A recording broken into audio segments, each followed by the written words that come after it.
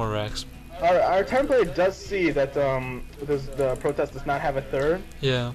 and he also sees that the Now look at rocks this are bad force field.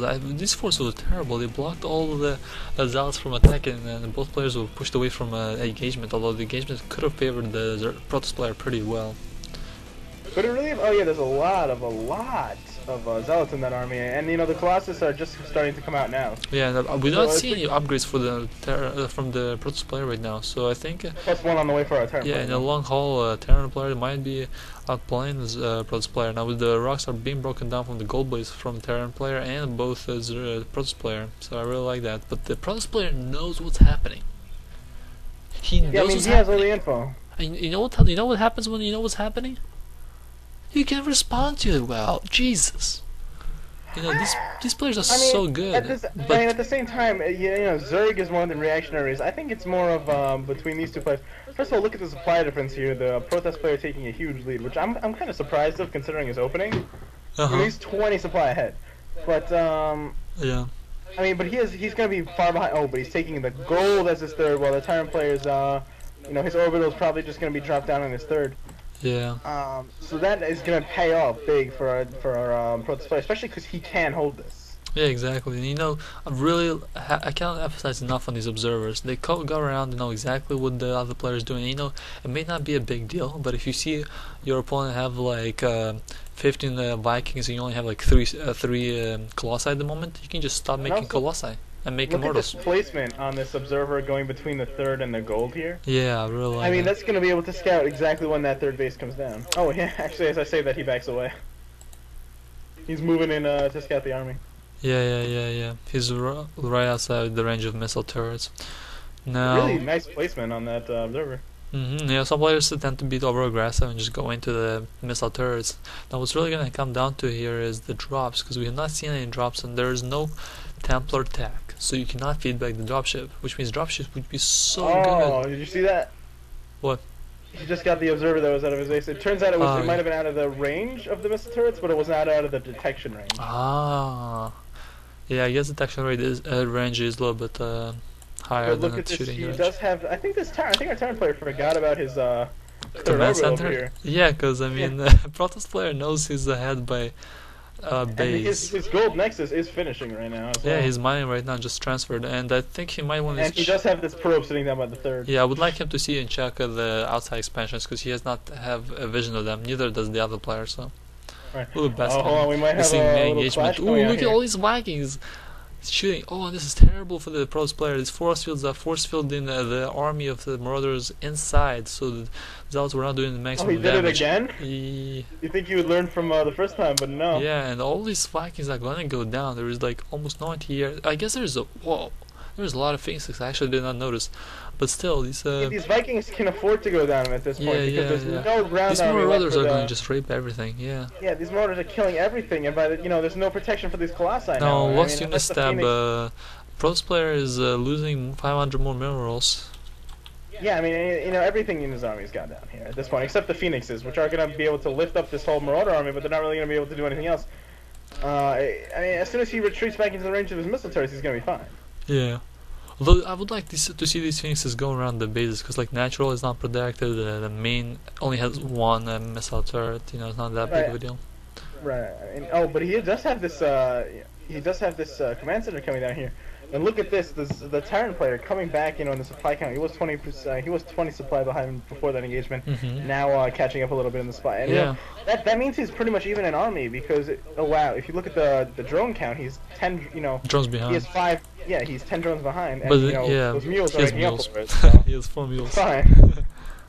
Yeah, another robotics look at facility coming down. Look at our cheeky Tyrant player landing his factory at the third, making sure nothing's gonna go down there for a little bit. Yeah, a lot of Marauders. I would like to see a little bit more of maneuver tactic. Trying to outmaneuver the other player. And look, see all the entire army is coming down. Dropping, double drops, triple drops, whatever dropping while you attack the main, dropping, whatever. Also, no ghosts coming out for a Tyrant player. Yeah, but you see, Terran player could take this advantage right now and move into attack. And look at this pylon being warped right around the base when there is no army behind it. Wow. And ooh, we have high psychology tracking coming down. 2 more I love missiles. that upgrade. It's such a great upgrade. You don't see it too often. I'm not gonna lie. You don't see it too often, but when you see it, it's a very good upgrade to have. Yeah. What are these Phoenixes gonna do versus this Factor?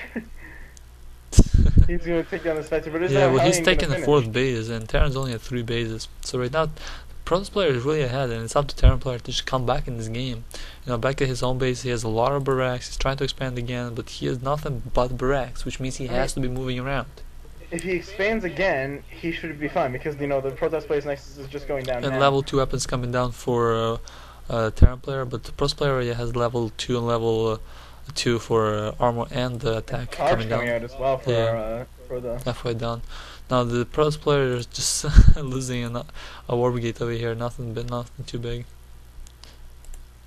Yeah, I mean, what's he gonna? You know, what are you gonna do? Chase down the whole army? Yeah, now we have 10 Phoenixes, and I like this. You know, you just keep prodding.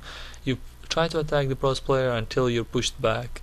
And you see I mean, it's really smart play because you know what counts as the Vikings. I mean, not what counters the Colossus is Vikings, and what counters Vikings, but you know Phoenix. So this is play we might see you know more in the future. I think, you know, Phoenixes against Terran. The Phoenixes are not bad. They're actually really good against tanks too.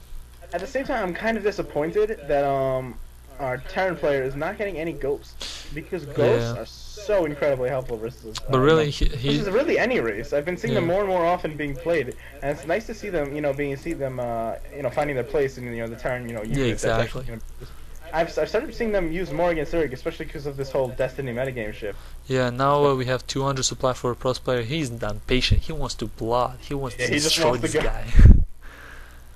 He sees like a little baby with a candy. He says, "I want this candy." Yeah, he's seeing red right now. He's like, "Screw this! I've been waiting for too long." Yeah, and he's it's pretty young in the battle. All these marauders like just tanking damage and killing the Colossi, and I don't really see a way. Did you notice before how long our Terran player was supply blocked for? Nah, I didn't see that. Supply blocked for a long time. He was stuck at 169 supply. Huh. Well, he's still behind right now. There's an army over here, not too big, but still is spreading around his gold base, and he has to hold it off. If he loses his gold base, he lost the game. That's the problem with getting that orbital instead of that planetary. If you had a planetary, zero issue. And look at this. The SCV is pushing the army back. Hero SCVs right now. We have SCVs in the main. I think they'll be transferred to the 4th of GlJim soon. And you see, I really like this play by both players, because what we're not talking about, you know, we're criticizing them a lot from our point of view, but look at their macro. This is 20 minutes into the game, and their macro, you know, they're below 200 minerals. It's unbelievable. It's incredible, but at the same time, you know, they've been spending because they've been, you know, upgrades and units, and if you know, this is the level of play where if you're not doing this, then you're done. You know, you can't be anything less than this. Yeah. Now another engagement here, and the Terran player is really out macroed here in terms of army supply, and I think this is his last. Yeah, I think it's his last engagement. He was a base behind this entire time that this has been going on. I think this will be the game-ending engagement right here. Yeah, I mean there's 3 Colossi here, and the 3 Colossi outside your base, and you don't have any to stop it. You lose the game. Just saying. Along with you know even if you had a few Vikings, he still has Phoenix. You know. Yeah. And he has a couple. Actually, where did those Phoenix go? I thought I saw some Phoenix in this army, but this Viking might kill this Colossus, although he doesn't. Oh, and no. GG calling from oGsTheSC, and you know, really, that's a really interesting play by both players. A great macro from both of them. Yeah, wow, that was some great play. I think our Terran player forgot about his expansion for a little bit too long. Yeah. As well as, you know, he let the... I try, you know, the emphasis here, to never let a Protoss get a 3rd base. You know, it's the varying amount of successes, but, you know, he never... I don't think he progressed past, you know, Marine Marauder Medevac Viking. Yeah, and if you're gonna go for that army, you have to use it. You have to use what it's good at. You have to... Yeah, absolutely. But, you know, that's fine for, you know, a certain amount of time. But, you know, versus Protoss... Ghosts can do such insanely large amounts of damage because the shield is half of the health of a Protoss unit.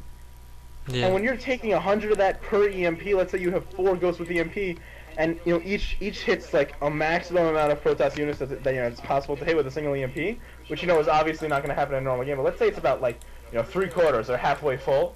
those 4 EMPs are causing thousands of HP in damage.